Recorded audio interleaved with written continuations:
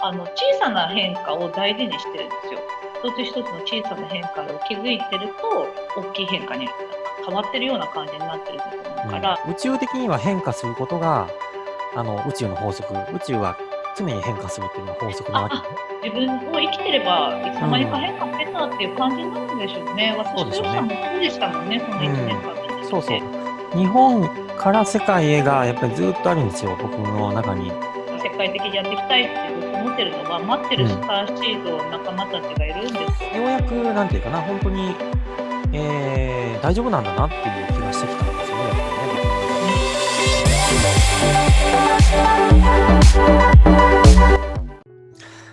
はい、始まりました。スターシードチャンネルということで、よしです。あきこです。こんにちは。よろしくお願いします。はい、お願いします。あきこさん、なんとね、とうとう、1年が経ちましたよっていうね。はい。はい。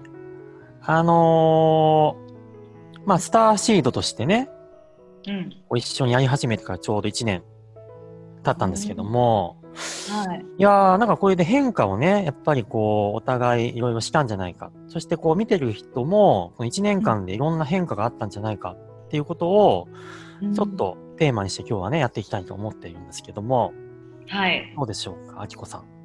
そうですね。1年前、ちょうどだからサロンを始めたの、よしさんとなんか一緒に、サロンをやり始めたのが、出会いも1年前ですよね。大体そんなもんですよ、本当に。そんなもんですよね。そうそうそうそう。そうだ、その時とどういうふうに変化したかですね、1年間。いや、もうずいぶん前のことのように感じますね、1年前は。みんな大きい変化したんじゃないですかね、今年。そしてこの1年間って、ずいぶんないろんなことが起きてますね。揺さぶられるようなことが多かったですね。ありましたね。はい。はい。いやー、そうだな、あきこさんを、まあ、客観的に見てる側。まあ、僕もね、もともとが僕 YouTube であきこさんをね、知って、2019年の春ぐらいに。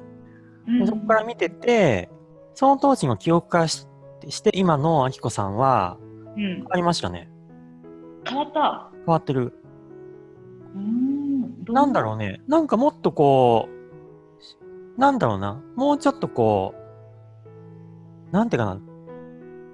影があったような。とかなんかこう、まだしんどさがちょっと残ってたっていうか。そんな気もするんだよね。一番最初の方は。一番最初の方は。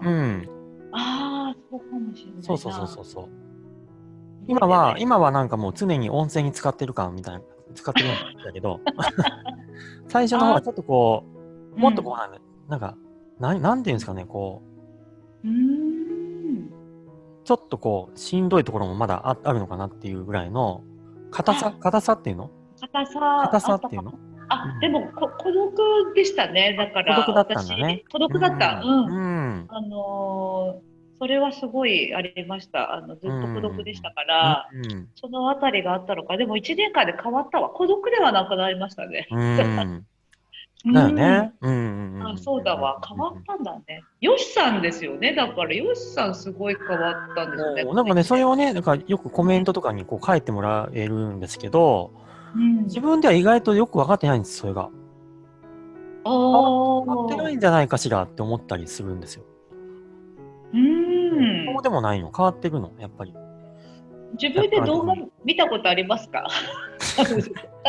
一番最初。もうね、なんか、あんまりこう、見ないんですけど、自分ではね。自分では動画とか見るとは。特に昔の動画見ないんですけど。見ないんだ。ああ、なるほど。もうロボットみたいですもんね。なんかね、よくそう言われるんですけどね。まあ、そうなのかしらね。そういうのが変わったんでしょうかね、やっぱりね。硬かったですよね。表情とかも硬かったし、エネルギーとしての優しさとかはあったと思うけど、やっぱり常に緊張してたんじゃないですかね。そう。緊張感の中にあったような。常に緊張してたと思いますよ、やっぱり。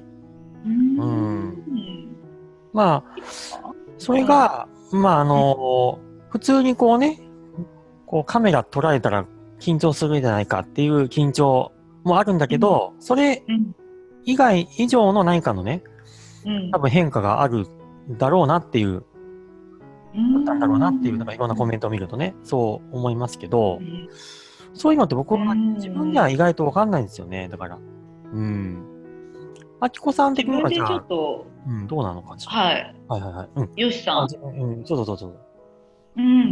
なんでそれがこう、じゃあ変わったとするならばなんで変わったんですかねっていう話でしょ。よしさんはやっぱ心開いてきたんじゃないかと思いますよね。最初だからずっと小さい時から雑草を食べて雨水を飲んで、なんかそうね。だからそんな過酷なところからね、ビジネスっていうところでもずっとやっぱりこう戦いみたいな感じだと思うから、そういう極限のところというかね、そういうところにずっと身を置いてきた方だと思うから、そこからなんだろう、やっぱり自分自身が本来の良しさがどんどん出てきたり、心開くことを許してくれたらと思いますね。私にだったりこう見てくださる方たちのなんかコメントがすごいあったかいじゃないですか。そうなんですよね。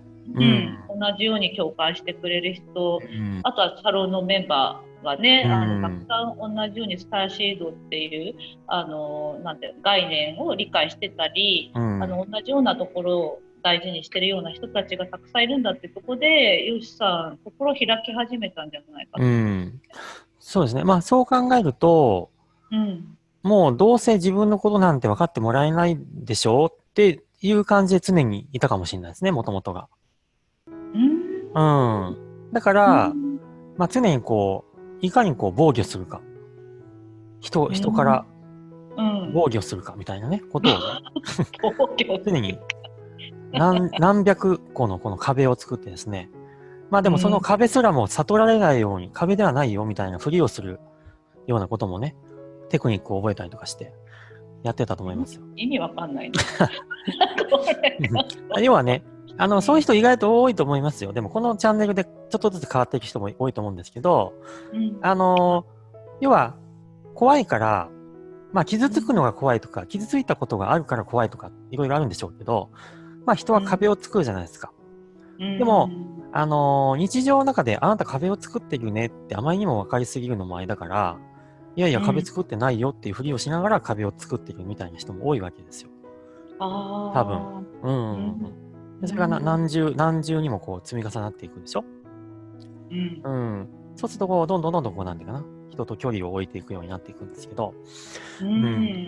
で、そうなんですよ。で、ようやくなんていうかな、本当に大丈夫なんだなっていう気がしてきたんですよね、やっぱりね、僕の中でやっぱり。本当かなって、いや、最初は本当かなって、大丈夫なのかな、本当かなっていうのを常にこうずーっと思ってたんですけど、まあ本当に大丈夫かなってなったんだと思います、やっぱり。どのあたりで？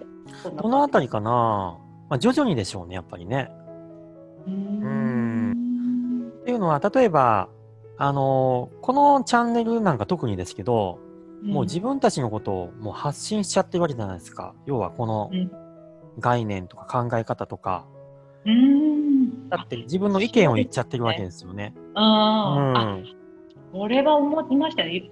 私とかだと要はスピリチュアルやってるから、チャンネルで。だからここで発信するのは結構簡単っていうかあんまり変わりがないけど、よしさんってほらビジネスやってる人だから、このチャンネルでなんかある意味カミングアウトじゃないけど、そうですね、なんかやってくれましたよね。いろいろとカミングアウト。そうね。10年前からこっそりやってたんだけどね。ビジネスのふりして、ビジネス本とか書いてんだけど、ビジネス本の最後になんかそういう話ばっかり書いてて。創造主のね。創造主ばっかり書いてて。こっそりやってたんだけど、ちょっとね、もう、ど真ん中で行き始めたのが本当にこのチャンネルですよね、もうね。それがすごい。それはなんでこっそりやってたんですか？やっぱりそういうのなんて受け入れられないでしょうって思ってたんでしょうね。到底そんなことって、なんかおかしな人が言ってんでしょみたいになっちゃうだろうなと思ったし、なかなかその、批判も怖いじゃないですか、そういうのって。意見を自分で言っちゃうと批判も怖くなるしね。が常にそういうところとこう、なんかね、距離をこっそりみたいな感じだったと思うね。でも今なら言えるっていうところで出しちゃったかね。もう、でもやっぱりそのね、そこに至るまでに、一回すごく凹んだんですよね。いろんな出来事があって、それもう、どうしようもないぐらいに凹みまくり、そこからもうここまであいつんだったらもう自分のやりたい方向でいこうかなっていうのがあって、スターシードってなったと思うんで。ああ、それはあれでしたっけ？そのサロン始める前に落ち込んだ。前にね、前にね、そうなんですよ。死にかけたとか言ってましたっけ？死にかけた時もあったかなぐらいにちょっと、やっぱりこう、体調も悪くなってね。でそこがあったからっていうのもありましたね。ああ、いろんな家庭があるんですね。随分変化されたんですね、そうするとね。そうだね。でね、あとはね、この変化が、一人でもないし、あきこさんとね、こうやって一緒にやりながらもあるし、さらにこのコメントで、僕ね、毎回コメント全部こうチェックして、押してんだけど、めちゃめちゃ逆に勉強になるのよね、コメントが。あ、こういう考え方あるのなっていうのがいろいろあって、そうなると何百人分のなんかそういう学びが、まあ見てる人たちもお互いにコメント見ると面白いから見てると思うんだけど、いっぺんにこう何百人分のなんか学び、まあ集合意識的な学びもあるし、なんか、で、どんどん、こう、多分おそらくね、まあそっちの話すると、こう見てる人なんてもう完全なるグループソウルじゃないですか。グループソウルって同じ系統の魂、何か縁がした人の魂が集まって見てるはずだけど、こうやって僕が言ってる言葉っていうのはもうあんまり自分で言ってる感じがないんですよね。自分で言ってたけど、なんかそういうみんなの意識の中でこう今このタイミングで言ってるっていうことばっかりが後々考えたら多いから、こんな気がするんですけど、あきこさんはその辺の。でも本当にそうだと思いますね。シンクロみたいなね、こととかが本当に起きてると思うし、このチャンネルはだからその作る時から来てたのが、やっぱりその高次元とともに作ってるっていうところが本当にそうあって、だから私たちが今なんていうのかな、題材にしてることっていうのも、皆さんにとってもそのなんていうのかな、タイムリーなことがすごく多かったと思うし、本当にそのなんていうの、周りでね起きてることともタイムリーだったりとか、なんかシンクロしてたんじゃないかと思うけど、みんなつながってるんですよね。つながってて、同じようなことを考えたり、同じようなところの学びがあったりとかが、すごくだからつながってる感がすごくありましたね。そう。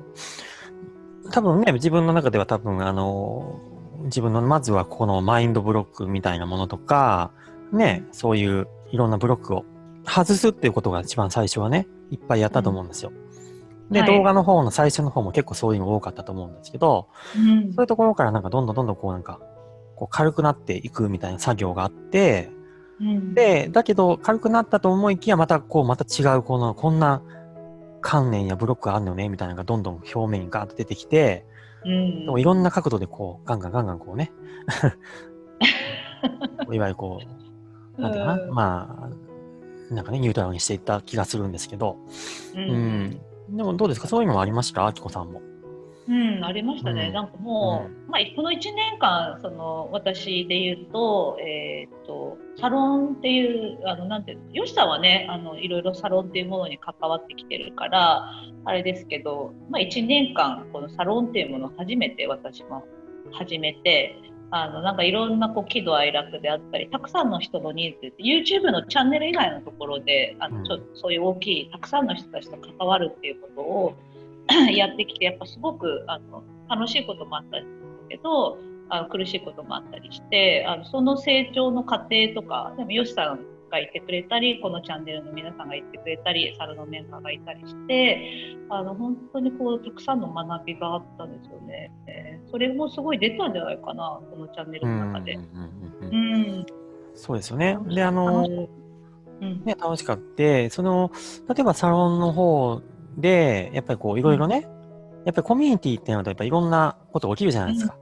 で最初はやっぱりこうなかなかカオスな状況からのこのいろんなトラブルみたいなこともね、あったじゃないですか。あったね。そういうこともなんかすごい学びにもなったし、で、ようやくあれですよね、いろんなプロジェクトがもう単独で動き始めたなっていうのがありますよね。そうですね。やっぱりこの過程が1年間のこの過程が必要だったんだなと思う。みんなそれぞれの成長の過程があると思うんですけど、私自身のやっぱりこう成長かなりしましたね、1年間で。強くなったと思う、多分すごく。なんていうのか、要は世界的にやっていきたいっていうのはすごくあるから、やっぱり世界的であったり宇宙規模でやっていきたいとか、そういう大きい意識っていうのは、それを地球の中で再現していくわけだから、自分自身がこう、なんていうの、大きい意識であり、そこを、なんていうのかな、いろんな葛藤とか、こう、精神的な部分での強さっていうのを、この1年間の中で結構、身につけられたんじゃないか。あと人とやることとか、人に心を開くこととか、ヨシさんとかサロンのメンバーとか、こう見てくださってるチャンネルの方とか、そういうことも結構やってったかも、自分自身が。変わってきましたもんね。ですよね。なんていうかな。例えば今って、いろんなことをね、やっぱ世界にこう発信したいっていう思いがこうね、二人ともあるんですけども、そうだ、そういうの、なんか何やってるかってなんかみんな知りたいかもしれないから、その辺話します？そうですね。世界に発信していくことで。まずこのチャンネル自体も実は、翻訳チームがね、サロンの中でいて、英語にしたりとか、あと今度スペイン語が始まったりとか、いろいろね、翻訳をされて世界に配信してるんですよっていうのもありますよね。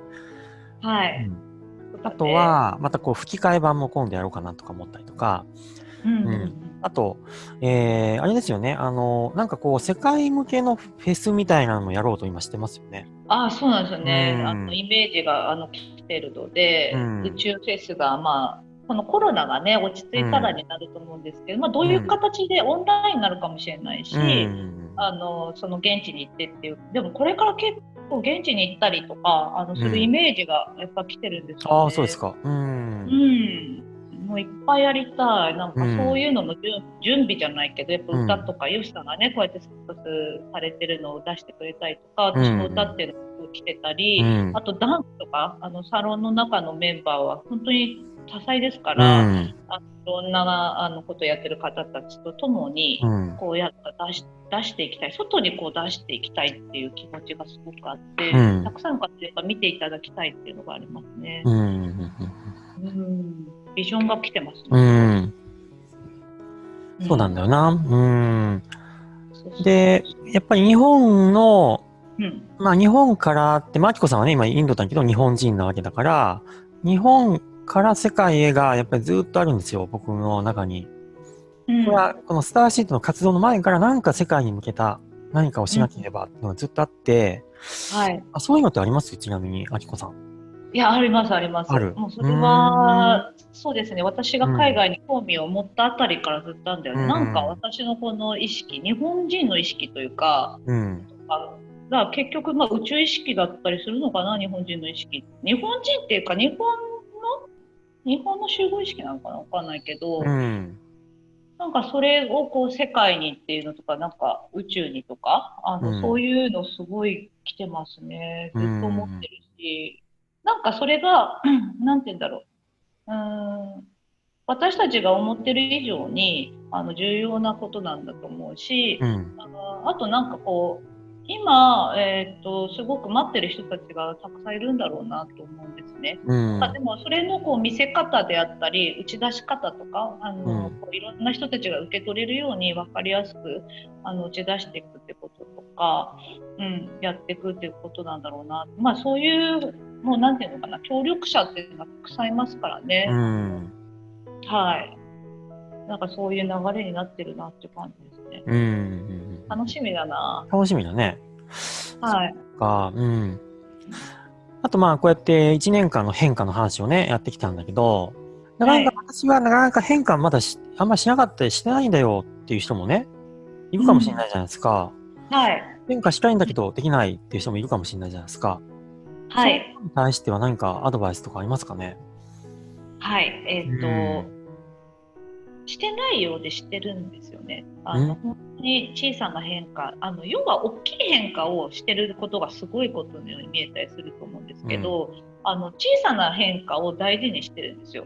一つ一つの小さな変化を気づいてると大きい変化に変わってるような感じになってるんだと思うから、実際ご自身が思ってる以上に、すごいところまでこの1年間の中で、要は私たちコロナとかあったりとかね、大変なところを今過ごしてますけれども、もうなんで乗り越えたというか、一番ちょっとピークのところは、とりあえずはもう乗り越えてきてるわけだから、そのご自身のことを本当に認めてあげて、よく頑張ってきたねって言ってあげるといいと思うし、それを乗り越えるだけの力があるってことですから、変化してないようでちゃんと対応してきてるっていうのを認めてあげるといいんじゃないかと思います。よしさんは何かどうかありますか？そうですね。変化ってやっぱり怖いんですよね、人はね。やっぱり怖いもんなんですよね。で、なんで変化が怖いかっていうと、やっぱりもともと人間が持っているそういう防衛本能みたいなところになっちゃうんでしょうけど、よく脳みそ的に言うと爬虫類脳とか言うんですけど、要するに今現状を維持するっていうのが生命、命のそうか。深いところの欲求にあるじゃない？安全欲求とかマズローの5段階とか言うと。だから、それはしょうがないんだけどっていう感じでしょうね。だけど、宇宙的には変化することが、宇宙の法則。宇宙は常に変化するっていうのが法則なわけですよ。そうなんですよね。そう。変化しないことの方がエネルギー使うんですよね。だから、本当は、現状維持っていうのはすごいエネルギー使うことだから、変化し続けるっていうのが自然なことだと思うんですね。だから、変化する自分を許していくというか、そういう感じにしていくと楽かもしれないね。変化が怖い人とかは。そうだよね。よくね、毎春自分がね、今、同じ自分を作ってるとかいう話もあるじゃない？変化しないように、でもそんな1分前と10分前とあんまり変わってないよって人は、その1分前と10分前の自分と同じ自分を今作ってるだけでしょっていう話になってくるじゃない？毎春自分がこの世界を作ってるっていう感じに、あとそれをシフトしてるんだよっていう話で言うならば。だからよくよく考えたら、結構毎回同じやつ作るの大変だよねってなってくるじゃない？そう考えたら別にちょっと違ってていいんじゃないのっていう。ちょっとずつちょっとずつ変わっていった方が普通なんじゃないのっていう考え方もできますよね。そうですね。自然なんじゃない？そっちの方がっていうね。そうですね。変化することを、私とかの場合だと本当に気移りしちゃうんですね。変化することがとっても自然だったんですよ、自分にとって。だからこの気移りするっていうか、いろんな毎春違うこと考えたりするから、それが欠点だと思ってたんですけど、結構宇宙的だったというか、なんていうの、気移りしちゃっていいわけだし、変化にだから強いんですよね。変化してきてるから、変化イコール自分みたいな感じなんです。住む場所がいろんなところに住んでみたりとか、付き合う人が変わってみたり、付き合う人はあれだけど、自分の意識が常にいろんなところに行くんですよね。そうだから常に変化してるから、変化しないってことが逆にちょっと苦痛なんですね、私にとっては。だから成長するのも、自然なことだし大好きなことだし、なんか流れに身を任せてるんですけど、やっぱその変化をずっと楽しんでるっていう感じなんですね。結構多いと思いますね、そういう方も。よしさんもそうなんじゃない？変化。僕は基本変化の、そうですよ。よしさんこそ変化だよ。そうか。今の話ね。その話はだから本当に自分ではよくわからないんですよ、本当にね。自分ではよくわかんないけどよく言われてる。顔が変わってきたり、だって最近菩薩みたいって書いてあったよね。嬉しいでしょ。大好きだもんね。それはよくわかんないけど、菩薩を目指したんでしょうからね。やっぱり何世代にわたって、修行してたっぽいから、あれだけど、あれですけど。本当にいいお顔になってきてる。本当ですか？ありがとうございます。マキコさんもね、マキコさん最近でもすごく、なんていうの？柔らかいよね。柔らかい。そう。柔らかい。柔らかくなりますね、やっぱし。人間丸くなると顔が丸くなるみたいな、こうなってくるみたいな感じで。変化をだから受け入れてるし、変わる自分楽しんでるからかな。うん。本人としては分かんないのかもしれないよね。意外と分かんないもんなんですよね。あ、そうかもしれない。だから皆さんもこれ見てる方たちも自分は変わってないとか思ってるかもしれないけど、実はすごい変わってるっていうことなのかもしれない、ね。めっちゃ変わってるんだと思うよ。それでね、全くちょっとまあこの話をしてもいいのかな。一回言っちゃおうかな。例えばうちのね、妻のお母さんとかも見てくれてるの、このチャンネルを最近。どうもちょっと、すいません、みたいな。だけど、今そういうやっぱりね、67歳ですかね、今ね。で、やっぱりちょっとこう、固い世代じゃないですか、やっぱりね。だけど、やっぱだんだんこう見てってくれたら、なんかだんだんこう、なんか変わって、考え方とか、こうなんかね、とらわれない感じになってきて、すごい変化しちゃったみたいなこともあるんですけど、だからそういうことっていうのがやっぱりみんなの中にも起きてるんじゃないかなって気はするんですよ、見てくれてる人ね。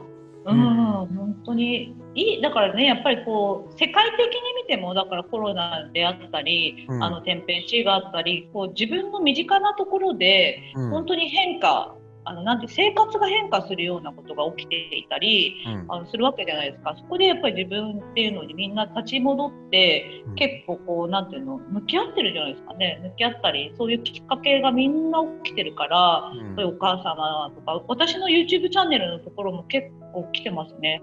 年配の方とかが、なんかそういうやっとこのなんか考え方の自由な意識ですから、結構宇宙意識っていうのは、ここになんかたどり着けたっていうことですごい喜んでる方とかいて、なんか私たちがこうやって発信してることっていうのは、なんか幅広い世代の方たちに、共感してくれてんだなと思って、なんかすごい嬉しかったんですよね。嬉しい。嬉しいよね。嬉しい。本当にありがとうございます。ね、ありがたい。で、やっぱりこれからもどんどんね、変化していきたいなと思うんだけど、どうなっていくんだろう、みんな。じゃあ、どういうふうになっていくの？どんどん変化したら、この先は。イメージとしては、何ですかね。楽しいんじゃない子供になっちゃうと思う。子供みたいに。なるほどね。そういう感じか。もう今のとかも子供そういう感じになっちゃうんだね。とにかく楽しいっていう感じだと思うし、こんなに楽しんでいいんだっていうことにどんどん気がついていくと思うし、あと私とかは本当に孤独だったんですよ、ずっと。孤独が好きだったのもそうだし、会う人としかやっぱり関わりたくないっていうのがすごくあったんですけど、こういうやっぱり概念、スターシードであったり、目に見えないことを大事にしてる人たちがたくさんいるっていうことに気がついてきて、私は心開いてたんだけど、同じようなところで共鳴してる人たちがいるから、そういう人たちと関わっていくと、もっともっと自分が広がっていくと思うし、楽になっていくし、楽しい、一緒に楽しめる人たちと一緒に楽しむっていう時が来てる。これが楽しいし、これが一番やりたかったことだし、この人数がだから世界的にやっていきたいってずっと思ってるのは、待ってるスターシード仲間たちがいるんですよ。そっかそっか。そう、人数がすごくいっぱいいる。だよね。なんかね、いやね、いろいろね、いろんな人に聞いてみてるんですよ。だから、海外の方はどうなんですかね。意外とだからそういうのはあんまりちゃんと、あんまり発信がないように思うんですね。だったら、やるしかないんじゃないのっていう感じになってるんですけど。なんていうのかな、みんな同じようなとこを見てる人たちが、要は私たちってこう、日本人であって、宗教とかの会もそうですけど、結構発言が自由だったり、思想が自由であったり、生まれながらに私たちが当たり前だと思ってることは世界の非常識というか、結構自由である、自由であるって、宇宙的であるっていうところがあったことなんですね。本人たちはやっぱり当たり前すぎて気がついてないんだけど、これがすごくやっぱりなんだろう、例えばインドの人にもすごく喜ばれるんですよ。私にとってはとても自然なことなんだけど、なんかこういう楽になったり、あとなんだろうな、私のこの考え方とかをもっと伝えてあげたいって思うんですよね。インドの人たちとか世界中の人たちに。でも今目の前の中にやっぱり入り込んでいて苦しそうな人、特に宗教的な観念に入っていたり、昔からの、日本はもうちょっと自由ですけど、日本とかこう、発展してる国とかは自由だと思うけど、インドとかだとやっぱりその昔からのしきたりとかがガチガチに入ったりするから、なんかこういうところでもなんていうのかな、気がついてきてる人はたくさんいると思うけど、もっと自由な意識があるってことに気がついたら、彼らのこう生き方がもっと変わるんじゃないかなとか、なんかそういうところを見えてきたりしてる。これはだからインドだけじゃなくて世界中そうだと思いますね。はい。なるほどですね。じゃあまたね、ちょっと宇宙からのメッセージを今日はどういう視点でしましょうか。変化、より変化するみんながためのポイントをまた教えてもらえたりするのがいいのかな、例えば。はい。より変化していくポイント。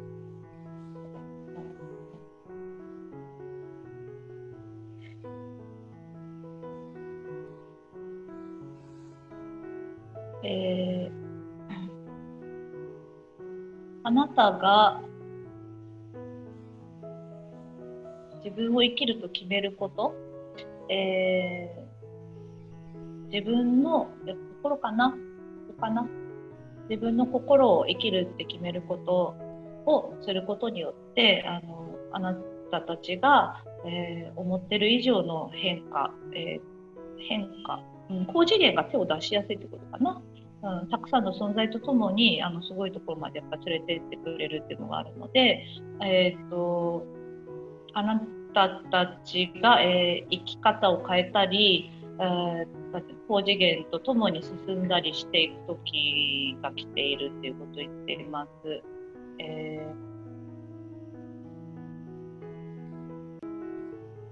それはとても楽しいこと、本当に楽しいことであって、本来の一人一人の、力っていうものを楽しんだり、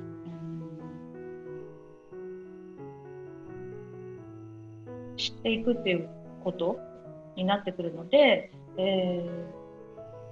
一人一人のペースで、自分を楽しんでくださいって言ってますね。宇宙は、常に広がっています。広がりっていうのはやっぱ現状維持ではないんですね。だからこれだけの大きさが宇宙があるとしたら、もう常にこう変化しながら広がっているみたいですね。でその広がりっていうのは私たちのこの内側の中にあるものであって、全部つながっているから、その、歩みを止めない、変化することを止めない。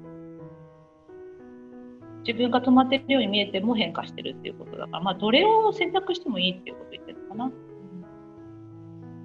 それを楽しんでくださいって言ってますね。どんな風な体験をしてももちろん私たちの自由なんですけれども、本来のご自身を生きるっていうことの本当の素晴らしさっていうのを体験したくて地球にいる人たちはたくさんいますので、それを一緒に楽しみましょうって言ってますね。はい、ありがとうございます。ありがとうございます。ね、変化を恐れずにね、楽に。よしさんにとっては変化ってどんな感じですか？変化か。そうだな。なんか成長っていう風に捉えてたんだよね、今までは。成長しなければみたいな、結構どっちかっていうとこうどんどんこうレベルアップみたいな感じだったんだけど、レベルアップっていうのは、例えば僕がよく言う人生ゲームの中で言うと、主人公目線なんですよね。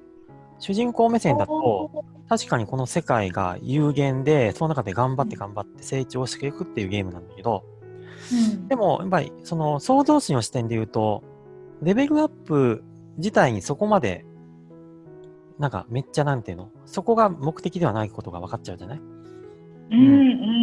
要するに楽しむ方でしょみたいになってくるじゃない？だから変化っていうよりも、そうね、変化していく、その世界を楽しんでいく、どんな風になってもっていう感じに今なってるかな。なるほど。無理やり変化するっていうよりも、楽しんでればいつの間にか変化してたみたいな。そうだね。自分を生きてれば、いつの間にか変化してたっていう感じになるんでしょうね。私のそうでしょうね。ヨシさんもそうでしたもんね、その1年間見てきて。そうそう。そうなのよ。ずいぶん変化してましたね。うん、そう改めて見ると。そうだね。うん。はい。いつの間にか変化してたっていう感じでしょうね。じゃあね。いやー、今日もなんか、良かったですね。まあ皆はい。さんね、こう1年いろいろやってきまして、またね、どんどんね、皆さんと一緒にまた変化していきたいなと思います。変化というか、楽しんでいこうって感じでね、と思いまはい。すのでね、ぜひ、よろしくお願いこれからもおします。願いします。はい。ということで、またみんなではでは会いましょう。はい。じゃあ、ではでは、ではでは、ありがとうございましありがとうございまた。す。